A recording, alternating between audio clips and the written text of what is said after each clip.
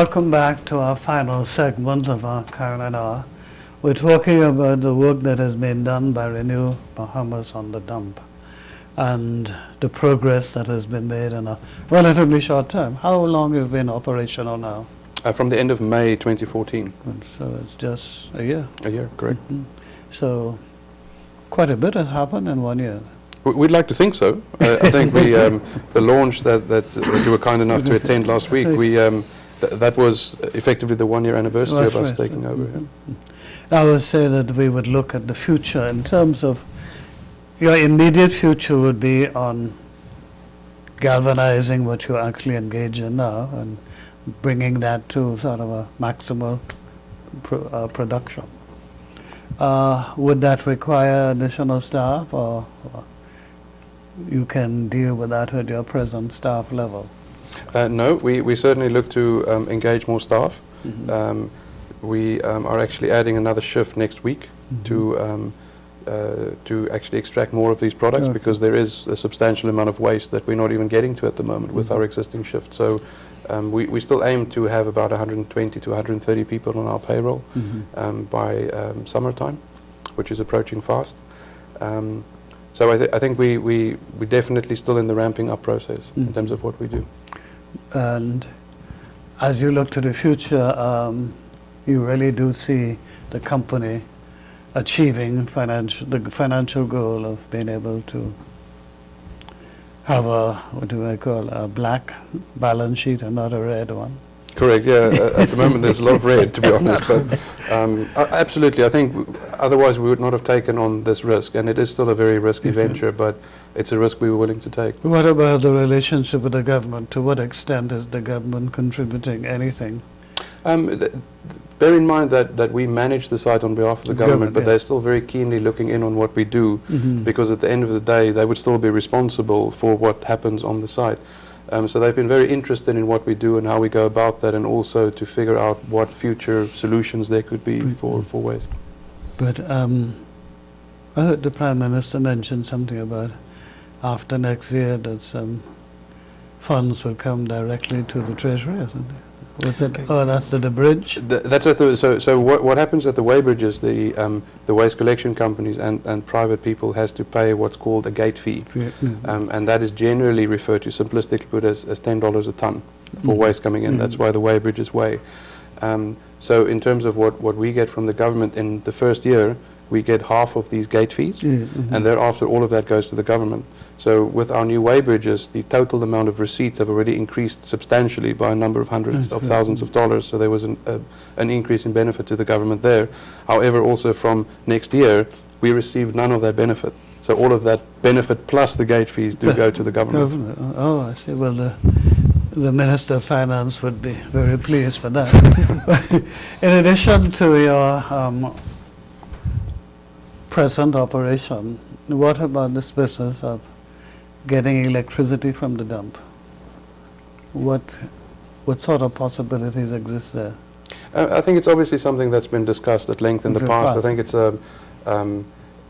a very hot topic in the world at the moment. Waste to energy. It's a very tricky subject. It's a minefield that one has to wade through very carefully, and we've seen some governmental agencies and councils elsewhere in the world get it badly wrong, because you've got to bear in mind that people would be willing to build a facility on the back of a government guarantee. So people are only willing to invest for a substantial facility like that if a government guarantees certain feedstocks or waste coming into this facility. I think it was very difficult for the country to make a decision about that without knowing what waste comes into the site. The weighbridges is greatly helpful with that. And the work that we're now doing with the recycling is also greatly helpful for that.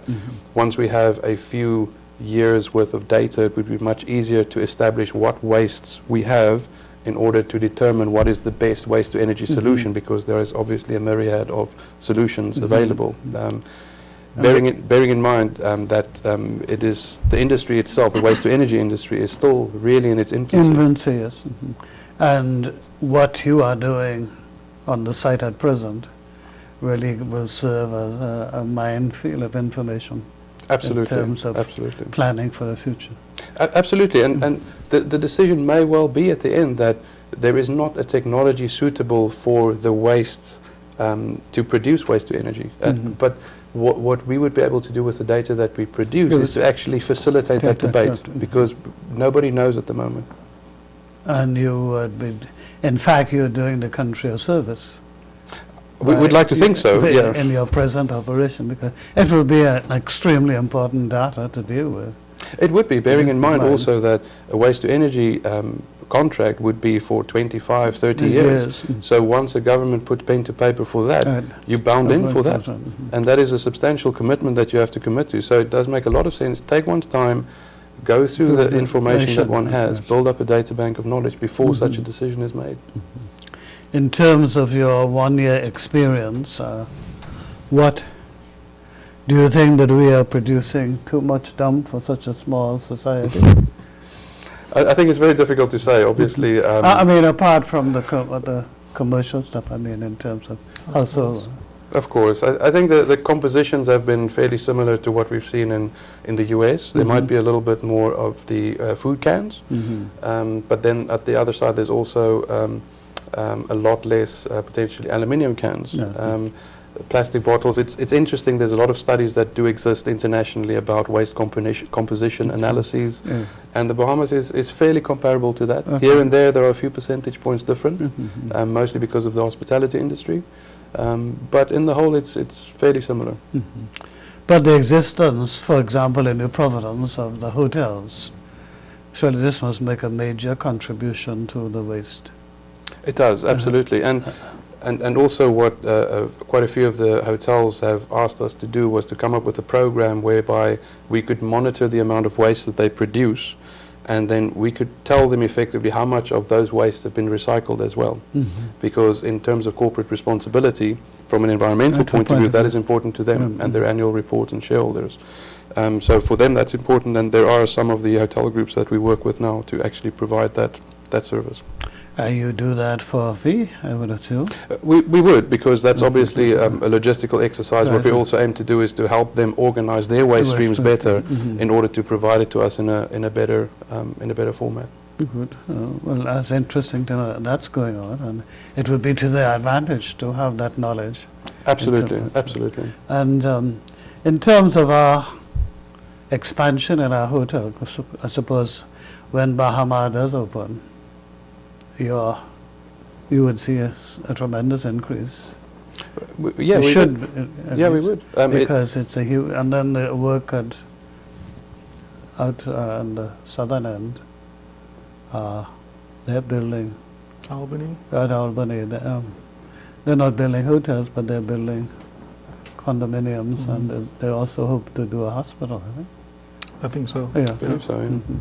So that there'll be construction waste, but also other waste that would be coming your way in terms of, but I don't know if that will incur much recycling. But it may. I think the way to see it is every time you add a body to a country, just clinically speaking, every time you add a body to the country, that's another person that's a consumer and somebody that throws away around 4 pounds of waste every day.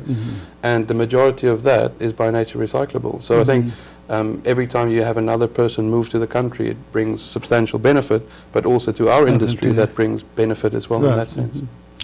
In terms of the community, the immediate community, you say you've been to the schools and you've had town hall meetings to talk with the inhabitants, the parents and guardians.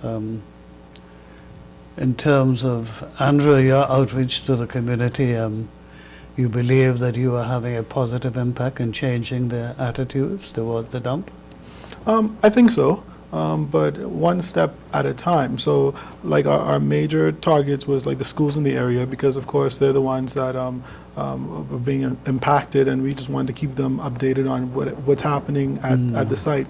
But we also usually get calls from members in the community, like the Jubilee Gardens, because they always want to know, well, what's happening, where's the smoke coming from? And so from that standpoint, we would try and keep them informed. But I want to say too that I think it's just because of the fact of whenever there's any smoke in the area, it's automatically the dump. And I think that's what Bahamians are used to. It just, there has to be no other reason. It has to be the dump. It can't be coming from anywhere else. But we've seen on a number of occasions where there's smoke in various areas. We're scrambling to go and try and see where this is coming from, only to find that it's off-site. Often. But of course, everyone is like, well, it's a It's dump. still just the It's a dump. But I think now people are beginning to realize that it could be somewhere other than the dump. That's creating these fires where smoke is coming from. So we recently had a little incident with one of the schools in the area. They called to find out what's going on. We had some smoke, some bouts of smoke. Okay. What's happening? Only to find that there was a bushfire near the school, Near the and school. it wasn't coming from us. Done. And so I think people are more cautious now to kind of blame us, every time that there's a fire, because if there is a fire or something happening, I'm on it, the first to let you know, put it out there in a press release, well, hey, we have this situation going on. But it's going to take time, obviously, to change people's outlook at the site. But I think so far, for anyone that comes there, you can have an appreciation for what we're doing and what we've done and how far we've done in just a year. So imagine where we'll be in 5 years. And there's no overnight solution to this problem. I think that's the reality of it. But there's a company that's there that is making progress and that is trying to correct decades of issues. And you are making a difference, unquestionably, Yes. and making a big difference. Yes. But what about the prospect of, I must be careful how I say this, but holding up the prospects to Bahamians that in the not too distant future you should be able to sell your dump instead of just throwing it and hoping to get it collected in a reasonable time, that you actually can make money out of your dump, out of your garbage. I think that's a very difficult one. I think if somebody brings a bag of waste and say I'll pay you 20 cents for that, I think that would be a logistical nightmare. A nightmare.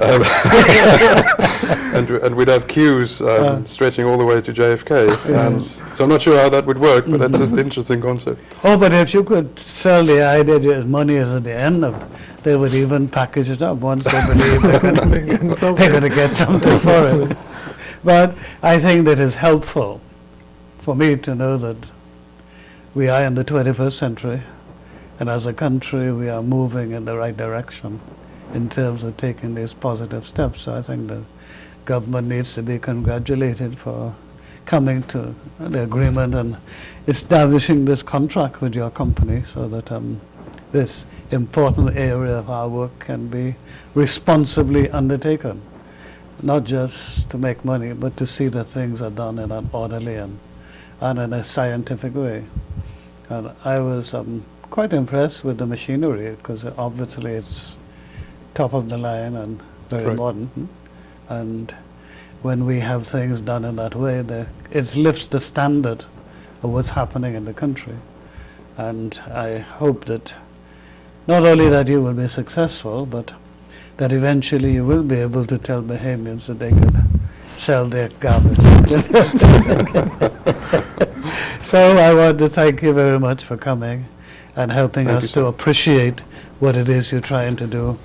What used to be a big sore, a national scourge almost, is now being turned into something positive. To me, that's very good news, and I want to congratulate you and your team for what you have done, and also to congratulate you for training Bahamians, because I notice the Bahamians are doing the work, and for me that's a good sign. And we hope that by the grace of God you will grow from strength to strength. Thank you, So, Bishop. Thank for you having very us. much, and have all the very best. Thank you. And good night to our viewers, and God bless.